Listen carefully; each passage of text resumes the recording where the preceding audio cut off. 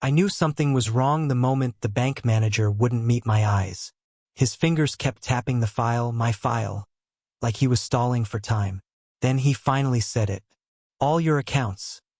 They were accessed and drained last night. For a second, I couldn't feel the floor beneath me.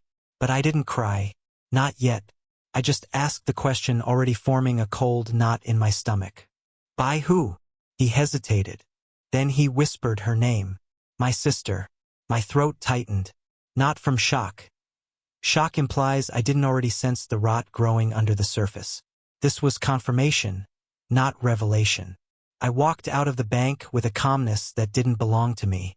A borrowed calmness. The kind that comes right before something dies. I used to call her my other half. She was the wild one, the pretty one, the one who always found her way into trouble and somehow charmed her way out. I protected her, paid her debts, covered her lies. She'd cling to me like a lost child and whisper, "You're all I've got." I believed her, even when she met that boyfriend of hers. Smirking, twitchy, always scanning rooms like he expected a gun to the back of his head. I let her introduce him to my daughter.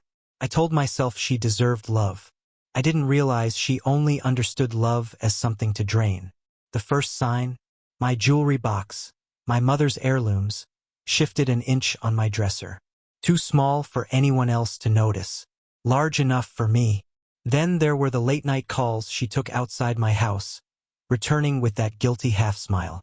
The sudden interest in my finances. The innocent questions about my online banking. But the moment I knew, my daughter, 9 years old, sharper than any adult in the room, pulled me aside one night. "Auntie was looking through your purse when you were in the shower," she whispered. I didn't react. Not in front of her. But in my mind, the world rearranged itself. Pieces locking into place. Patterns forming a shape I'd been too loyal to see. My sister wasn't sinking again. She was pulling me under with her.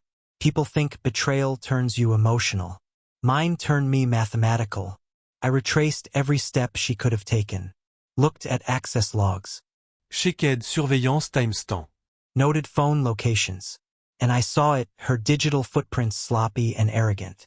She thought I'd fall apart. She always underestimated how quiet I get before I strike. I didn't call the police. Not yet. I waited. I observed. I let her run. Because sometimes the best revenge isn't chasing someone. It's letting them believe they've won. That night, while I sat at the kitchen table with a pen I wasn't writing with, my daughter tapped my arm. "Mom," she said gently. "Don't worry. I handled it." I blinked. Handled what? She shrugged in that innocent, terrifying way children do when they're telling the truth but have no idea how explosive it is. "Auntie borrowed your laptop. I saw her save your password in her notes. So, I changed the password. Then I changed her notes before she left." A slow, electric realization crawled through me. "What did you change it to?" I asked. She grinned. "Something only you'd know." And I may have also logged into her cloud backup and turned on location sharing. Just in case. My 9-year-old had given me exactly what I needed. Access and a trail. Blood didn't just run in our family, it evolved. With my daughter asleep, I followed the trail she unknowingly lit. My sister's cloud backup held everything she thought she'd hidden.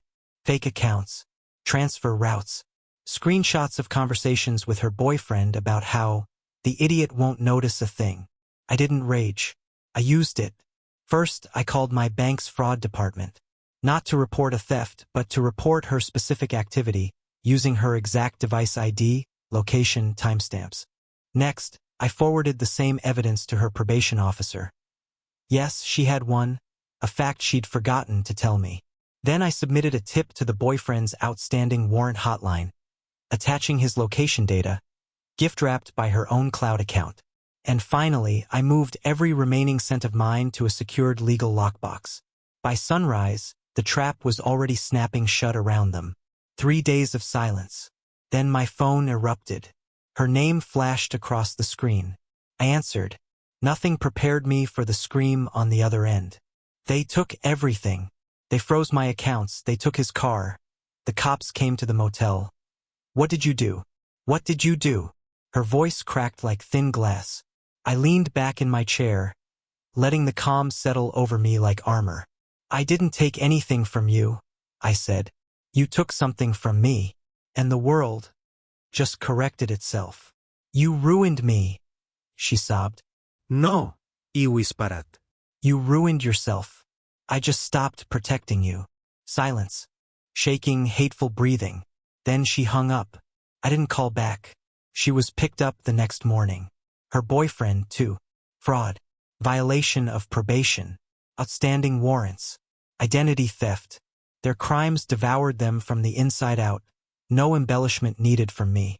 When I told my daughter the news, she just nodded slowly, a thoughtful seriousness in her eyes. Good, she murmured. You deserve peace, Mom. I used to think family was something unbreakable. But some bloodlines aren't meant to be mended. Some are meant to be cut clean. I didn't lose a sister. I removed a parasite. And in the quiet that followed, in the space where her chaos used to live, I finally heard something I hadn't heard in years. My own breathing. Steady. Certain. Free. Justice doesn't always roar. Sometimes it whispers. And sometimes it arrives sounding like your child saying, "Don't worry, Mom. I handled it."